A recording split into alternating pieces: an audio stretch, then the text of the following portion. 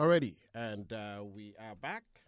And with me in the house to start things off are two representatives of Soup Can Theatre's latest production. They combine in Samuel Barber's A Hand of Bridge with Jean-Paul Sartre's No Exit. And it is happening, opening this week, Wednesday, March 27th at 7:30 p.m. And this is taking place at the Tapestry New Opera Studio in the historic Distillery District at 920 Street, Studio 315. Welcome, folks, and introduce yourselves. Hi, I'm Tennille Read, and I'm in No Exit.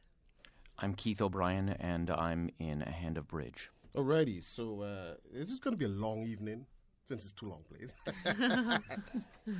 How do you guys put these two together? When did the idea started, or you guys were there at the beginning? When you guys decided to put this together? Well, I think Sarah Thorpe and Justin Hay, who are the two producers of Soup Can Theatre, right. I think they wanted to put two shows together that kind of complemented each other. And so they were looking for a short one act, which is what No Exit is, and they did A Hand of Bridge, which is It's a 9-minute long opera. Oh, right. okay. It's one of the shortest operas that is currently performed. 9 minutes. 9 minutes. Okay, yeah, that's very short. But there's a common theme. That's usually a song.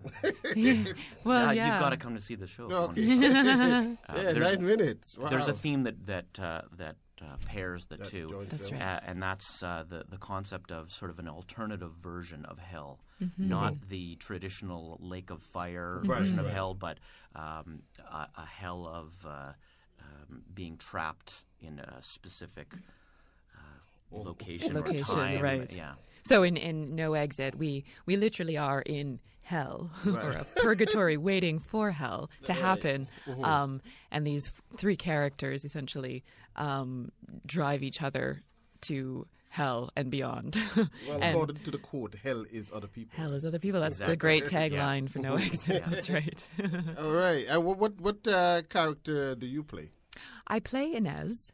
She is she's a woman who at first comes off as kind of cold, kind of sarcastic, and as the play unfolds, you kind of learn the real depth of her cruelty, and how she decides to kind of face her situation, look it in the eye, and fight it out. It's one of her lines, is that she'll fight it out face to face, and Right. so she's quite a tough. Yeah, and she likes to needle the other characters on stage. Oh, one of those. Eh? One of those that you just want to kill. But she's dead already, so Can't you can't kill her. Oh. How do you kill a person who's dead? I guess you give them an opera. I suppose. Let's talk about your role in the... I play David in A Hand of Bridge, and since it's only 9 minutes long, there's not a whole lot of character development opportunity. So all four of the characters in A Hand of Bridge kind of have a similar kind of personal dilemma. On the surface, the show is about two couples getting together, as they always do, to play bridge. But Barber, the composer, uses varying layers of consciousness to allow us to see into the psyche of each person in turn. So there's Sally, who's talking about wanting to buy this hat. And of course the hat is just a metaphor for not being satisfied with her life and wanting to escape or make it better in some way. And so it's shopping therapy for her. But of course she can't decide which hat. So that's her own personal dilemma. Her husband, Bill, is singing about Cymbeline, who is this mistress or courtesan that he's infatuated with. But of course, he tortures himself by imagining all of the other possible men that Cymbeline is with. So that's his internal hell. Geraldine is talking about her mother who is dying, and Geraldine was never able to allow herself to express love to her mother, and she's convinced that her mother was the only person that could have loved her back, and now that her mother's dying, she's going to lose that and have a loveless existence. So that's her personal hell. My character, David, is frustrated with his job and his boss, and wants to have more money and more power, but goes off on this maniacal tangent about wanting to be a sultan or a maharaja, and what he would do with that power and the slaves that he would own. And the aria climaxes with him wanting to be Genghis Khan, the ultimate psychopathic warrior. So, of course, he doesn't do any of those things, and in fact, he does nothing at all, just resigns himself to this existence of being frustrated with his own personal hell that is his job and his life that he just doesn't want. So all of them are sort of trapped in this their own lives and not choosing to actually do anything about it. They're just that's their own hell. So that these two pieces work together really well in that it's an alternative version of hell for each of us. Yeah. How does it unfold on stage? You see the hand of bridge first, and then you see That's no right. exit. So they don't weave in between each other. No. Yeah, there's an intermission between because we've got a set change. Right. Okay, all right. So I kind of got the idea that they were in my head. I was thinking that somehow they weave them together. No, they're two separate entities. Because I did see No Exit a couple of years ago. Another theater company downtown. And so this is very interesting. That and it's neat. It's in the round, so we're surrounded by the audience. It's a smaller space, so it's much more intimate between the audience and the actors. And I think it would increase that tension when you're that close to the action that's unfolding before you. True. So that's kind of exciting. It's a challenge as performers. We don't have that traditional fourth wall to play to, but it's also rewarding in that. There isn't that fourth wall, so it's much more of a realistic setting, kind of like filming on location, I guess. Right. Okay, everybody surrounds you, the background people. Well, and it suits our theme as well because the three of us in No Exit, there's no escape. We can't escape each other.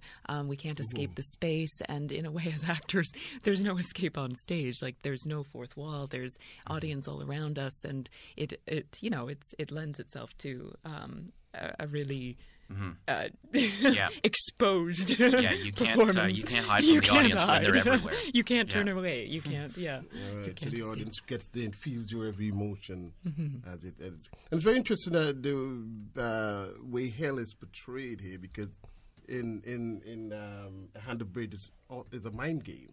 Exactly. Right? Whereas in No Exit, you can't exist in hell that you are in. Right. And you can't even exist by dying. Right. And yet these characters are struggling to find their own existence in each other. And each of us has something that another character wants and can't get it. So the triangle of dynamic is quite fascinating. So I think Arsène, one of the other characters, he has a quote about, if you raise your hand to fan yourself, everyone else feels it too. Everyone else feels that tug. Like whatever action you do, whatever you say, it's gonna somehow influence somebody else in the room in a very unpleasant way. All right. Talk a little bit about the other two members of your cast. Yeah. Carolyn Grace Hall, she's playing Estelle, and Danny Paget, he's playing Arsène. We also have a valet, and that's Ryan Anning. So brings you into that hotel. Yes, that's right. It reminds me of Hotel California. Oh, a little bit, yeah. You could check out any time, but you could never leave. That kind of word. And the other about three. In fact, you're the smaller show, but you have more cast members, right? That's right. Yeah, there's four of us, and it's the typical vocal divisions in opera. Taylor is our soprano, Shilpa is our mezzo, Alvaro is our tenor, and I'm the baritone. I was gonna. You sung baritone. Do you do opera professionally all the time? Yep. All right. So you as much as I can. So this is this is a kind of a break for you guys, because I remember seeing an opera where I think it was Romeo and Juliet where. I think Romeo sang for half an hour before he died. that would be the traditional. Yeah, you know what I mean. Here you doing what in a whole thing in 9 minutes?